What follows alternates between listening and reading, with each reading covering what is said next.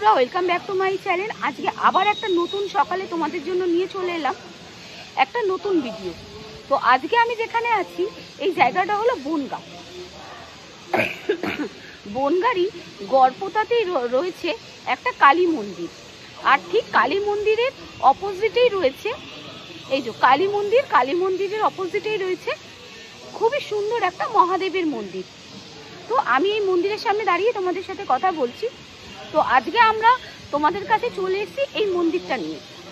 এই মন্দিরটা কিন্তু অনেক পুরনো আর খুব সুন্দর, একটা অনেকটা জায়গা জুড়ে মন্দিরটা। চলো তোমাদের সাথে মন্দিরটা ঘুরে দেখি।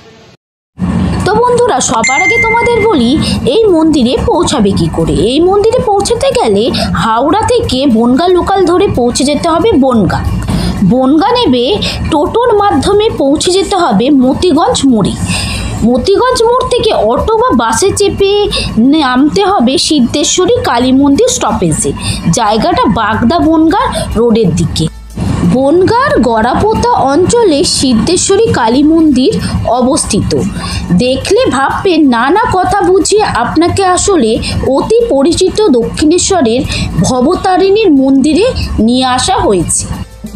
আশেপাশের পরিবেশ দেখে সেই ভুল ভাঙলেও মনে হবে আপনি বোধহয় পৌঁছে গিয়েছেন ব্যারাকপুরে, যেখানে রানী রাসমণির মেয়ে জগদম্বা হুবহু দক্ষিণেশ্বরের ভবতারিণীর মন্দিরের আদলেই অন্নপূর্ণা মন্দির তৈরি করেছেন।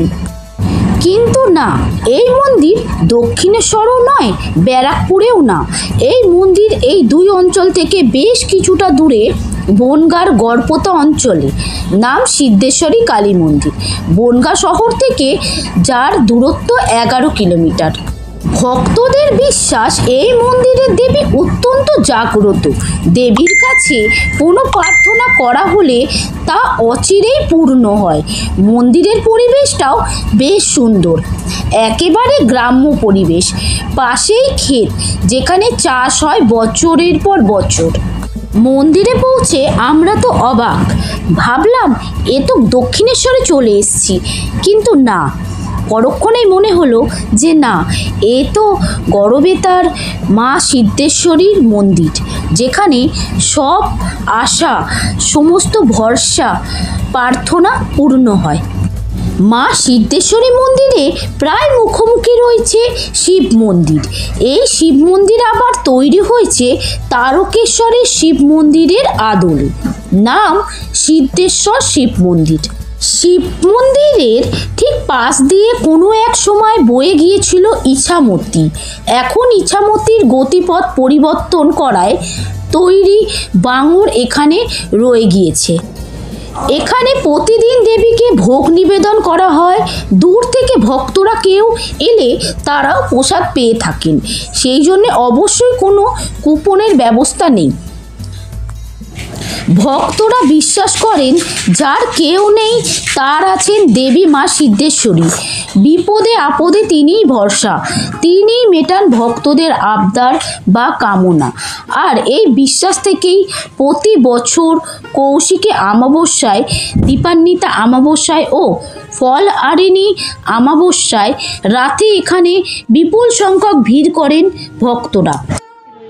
ওটাও ভোলানাথ, ওইটা মহাদেব। আচ্ছা, আগে পুরনো মন্দির ওইখানে ছিল, তো নীল পুজোর সময় ওইখানে দুধ পড়তো। আচ্ছা, ওই জায়গা থেকেই শিলাটা উঠেছে। ও মানে নিজে নিজে অটোমেটিক দুধ পড়তো, তাই? মানে পুজো দিত দুধ পড়তো, এবার ওটা ওই যেটা নালিটা ছিল বাইরে মাটির উপরে ওইখানে পড়তো। আচ্ছা আচ্ছা, ওটা মাটি থেকে উঠেছে ওই নিজে। সেম জায়গা থেকে ওটা উঠেছে। আচ্ছা,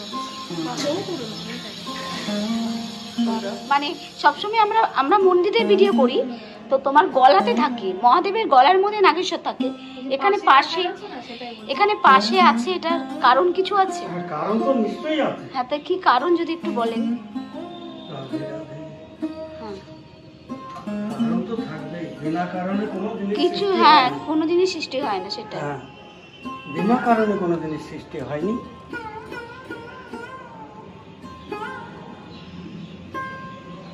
একে বলছে? হ্যাঁ হ্যাঁ। এটা কে? এটা মনুষ্য। ও আচ্ছা, মা মনুষ্যা। ও আচ্ছা আচ্ছা, এটা মা এটা মনুষ্যা। মনুষ্য, আচ্ছা, কারণ ওনারই মেয়ে। হ্যাঁ অবশ্যই। এই কারণে উনি থাকেন তো মায়ের কাছে, হ্যাঁ। এখন বর্তমানে উনি বাবার কাছে আছে। আচ্ছা আচ্ছা আচ্ছা। দূর দূরান্ত থেকে ভক্তরা আসেন দেবী সিদ্ধেশ্বরীর দর্শন করতে, তার কাছে মনস্কামনা জানাতে, দেবীর আশীর্বাদ নিতে। তো বন্ধুরা, মন্দিরটা তো আমাদের খুবই ভালো লেগেছে। তো তোমরা যদি এই মন্দিরে আসতে চাও তাহলে একদিনের জন্য চলে আসতেই পারো এই মন্দিরে। এখানে কিন্তু কার পার্কিংয়েরও খুব সুবিধা রয়েছে, তার জন্য কিন্তু কোনো রকমের টাকা পয়সা পেমেন্ট করতে হয় না।